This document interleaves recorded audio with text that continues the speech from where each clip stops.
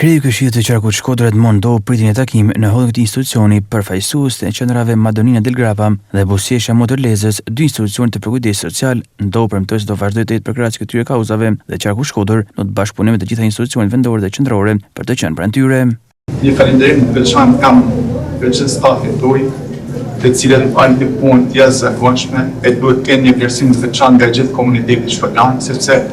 për fjallat punës time nga ardhen detyrë për Qarkun Shkodër, ka qenë kontributi për njerëzit në nevojë e këtë fjalla për çështje sociale. Aktiviteti që zhvillojmë në qendra ditore, me prezentuar edhe me shpjeguar të përfituesve